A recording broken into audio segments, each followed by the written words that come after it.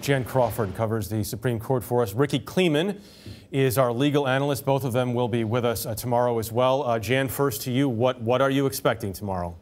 Well, I mean, Jeff, in some ways it seems like the same playbook as back in 1991 with the Thomas Hill hearings, where you got Republican nominees heading to confirmation, then these last-minute bombshell allegations that they both, Hill and Kavanaugh, Thomas and Kavanaugh, flatly deny. So if history is repeating itself, you'd expect to hear a lot of new details tomorrow. When Anita Hill testified, she gave all those graphic details that she hadn't mentioned before, not even to the FBI. But here, Ford has said she doesn't remember anything more than what she has already described. So she's going to be asked about that one event at a party she said happened in high school, while Kavanaugh is going to be asked about all of his personal behavior over his entire life. Now, I talked to Senator Jack Danforth today. He was Justice Thomas's chief sponsor in the Senate for those hearings in '91, and his advice to Thomas then was to be yourself. And we saw that, the full emotions from Justice Thomas on display, anger, that his reputation was destroyed thanks to the Senate for a forum on what he called lies.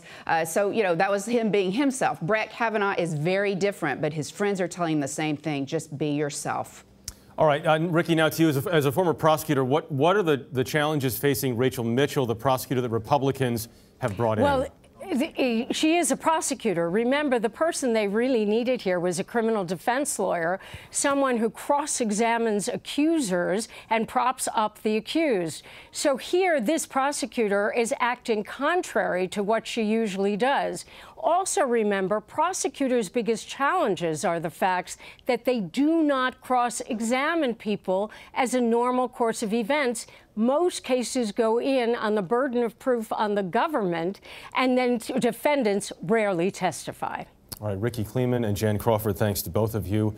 Jan, Rikki, again, as we mentioned, and the CBS This Morning team will all be in Washington tomorrow to bring you live gavel-to-gavel coverage of the hearings. We begin at 10 a.m. Eastern Time, and the CBS Evening News will come to you from Washington tomorrow night as well.